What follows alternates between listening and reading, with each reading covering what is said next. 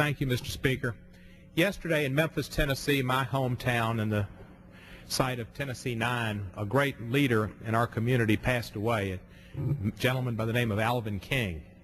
Alvin King was 73 years old, and during his time in Memphis, he was a political leader. He was an African-American gentleman. This is Black History Month. He was the third Memphian elected to the House of Representatives in Tennessee since Reconstruction in 1968, and he served in the House of Representatives for 24 years, the third longest serving African-American in the Tennessee House of Representatives.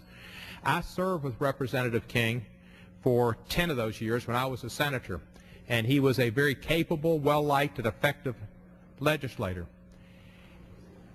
He did something that is, I guess, embodied in our President Barack Obama, showing that people can get beyond race. Alvin King was born of the Civil Rights era when it was important in his district that he was African American and that his district elected African American. As time went on, he saw the need for people to reach across and get votes from people regardless of race. And he said in 1991 in a mayoral race when he supported a candidate other than the candidate I supported, that black people will vote for white people and white people will vote for black people vote for white people and white people vote for black people as long as race isn't the issue. And he supported a white candidate who was the incumbent mayor because he'd worked with him as a state legislator, and that was the cause of his defeat in 1992.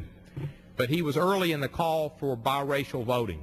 When I ran for office the first time for this seat that I was successful in 2006, it wasn't particularly popular for African Americans to come out and support me openly. Many did, or I wouldn't be here. But he was one of the first, and there wasn't an issue in his mind about race. It was about who could do the best job. Alvin King was a leader. He leaves 3 sons and a daughter Esperanza, who he loved as well as his 3 sons, but who serves as an intern in my office and was the apple of his eye. His sons Alvin, Samuel, and Ashley, and his wife Rosalva, who he dearly loved and who will miss him greatly, as will I, in the city of Memphis. Thank you, Mr. Speaker.